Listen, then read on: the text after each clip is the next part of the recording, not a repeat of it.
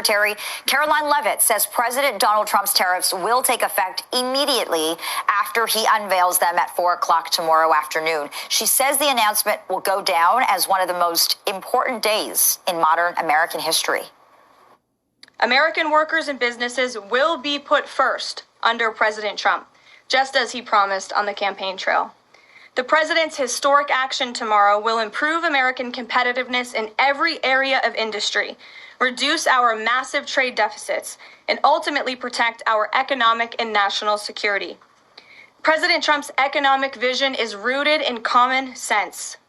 America will offer companies the lowest taxes, energy costs, regulations, if they make their products right here in the United States and hire American workers for the job. And while the U.S. president continues to say tomorrow will be Liberation Day for Americans, those on this side of the border are bracing for impact. A new report is predicting 160,000 Canadians could lose their jobs as a result of these devastating tariffs. Our Beatrice Faisman is standing by with reaction this half hour. Beatrice. Lena, tough times on both sides of the border. So let's dig right into this outlook, this new report. I've got Pedro Antunes, the chief economist of the Conference Board of Canada, joining us now live here on CP24. Sir, good to see you. Thanks for making time for us. Walk us through some of the key findings of this outlook. Well, essentially, we were scratching our heads as to what assumptions to put in with respect to tariffs. We needed to get the forecast done, and we're certainly, going to keep our eyes on the news tomorrow and see if we need to make revisions. But essentially, we're looking at, what is the impact of a quarter worth of tariffs. So 3 months of tariffs, starting with the April announcements and some that started prior on steel and aluminum, as we know. And what is the impact on Canada? And essentially, and in fact, this is bad news all around. It's bad news for the U.S., and it's bad news certainly for the U.S.'s trade partners, and that includes us. So essentially, a decline in economic activity. We would expect to see job losses in the quarter. We're hopeful that if the tariffs are temporary, that they last just 3 months, that we would see essentially things, the economy regain some ground and jobs rebound a little bit. But nonetheless, this is going to take a good bite out of our economic growth for 2025. Pedro, let's talk about what sectors specifically are going to be hit the hardest. We've heard a lot of talk about not only the steel and aluminum sectors, manufacturing, auto workers and auto parts, grave concern for those industries. Where are most of these job losses expected to happen?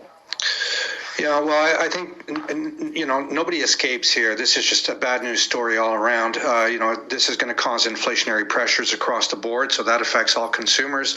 We're going to see problems with tourism and tourism activity, and it's just going to affect consumers. It's already, in fact, affected consumer sentiment and business investment. So all of these things are going to take a hit. But of course, the industries that are most directly impacted by tariffs are anything to do with manufacturing. On the automatic manufacturing comes first and foremost to mind because it's such a big industry here.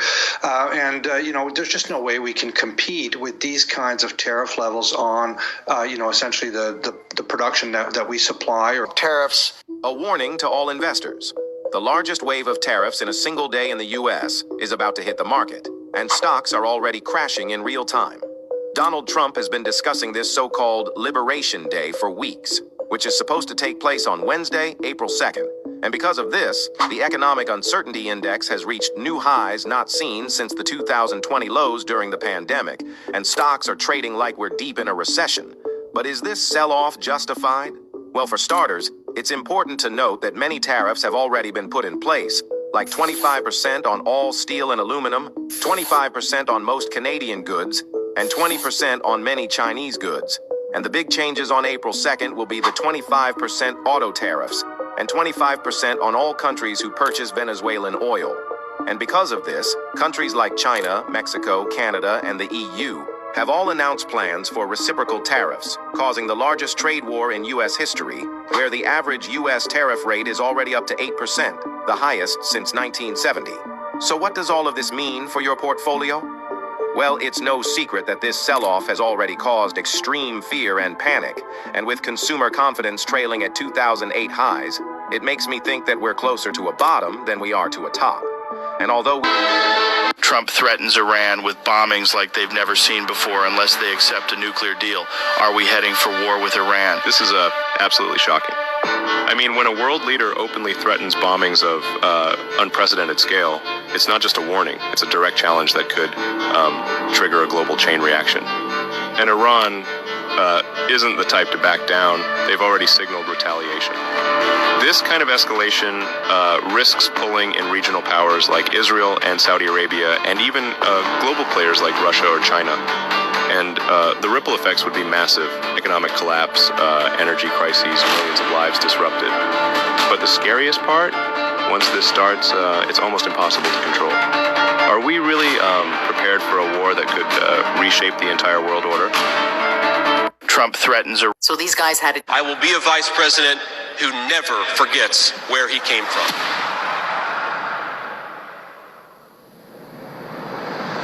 I'm a never Trump guy. I never liked him. I don't know who I'm going to vote for. I'm definitely not going to vote for Trump. My current plan is to vote either third party, or as I joke to my wife, I might write in my dog. What Trump is just another opioid. I can't stomach Trump. I think that he's noxious and is leading the white working class to a very dark place. There is definitely an element of Donald Trump support that has its basis in racism or xenophobia. And I agree with you on Trump. I don't think he actually cares about folks. I think that he's leading people in a very dark direction, and that's ultimately what worries me the most about Trump. Trump is a really bad candidate, and frankly, I think a really bad person. I officially accept your nomination to be Vice President of the United States of America.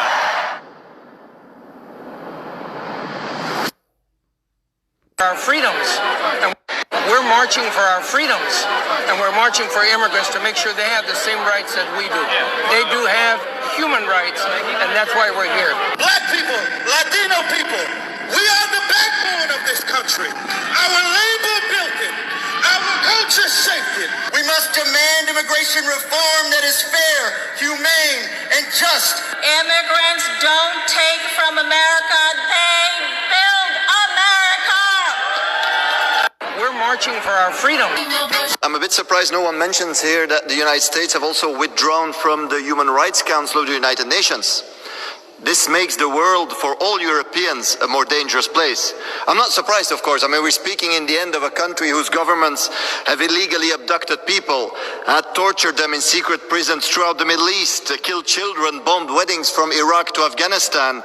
A country responsible, according to its own universities, for millions of victims in the Middle East.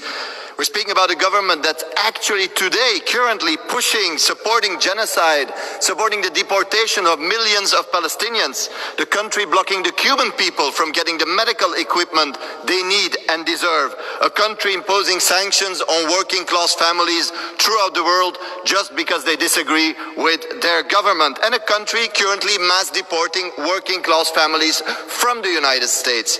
Now the question is not, why are the US withdrawing from human rights conventions? The question is, why is Europe not reacting?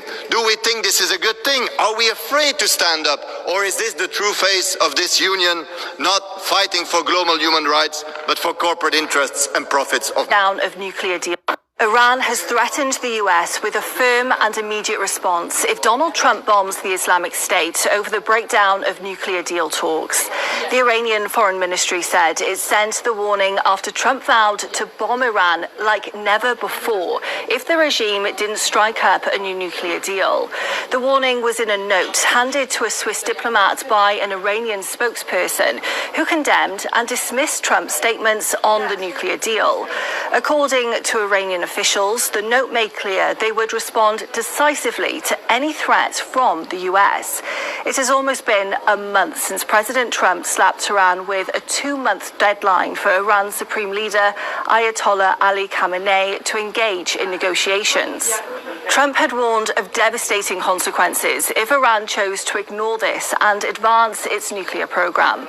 But Iran rejected the US proposal to engage in direct talks with the US over the weekend anyway.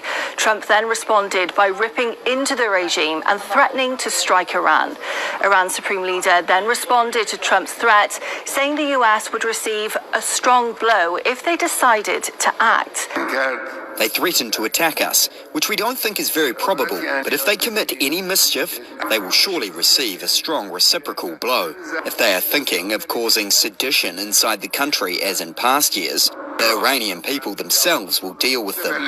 As Khamenei delivered these remarks, the crowd erupted into chants of death to America. The war of words came as the US amassed at least 5 B-2 strategic bombers on the British island of Diego Garcia, all aimed at Iran. Iran is over 2,300 miles from where the bombers are stationed, but the B-2s have a massive 6,900-mile range. Meanwhile, reports have emerged that Tehran is prepared. Iran has threatened us with a...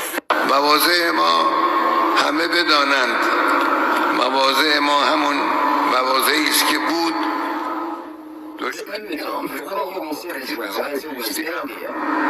همونی است که بود تهدید میکنن که شرارت خواهند کرد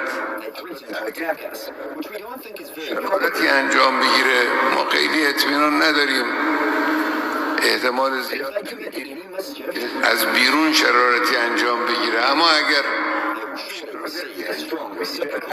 ضربه متقابل محکم خواهند خورد اگر به فکر این باشند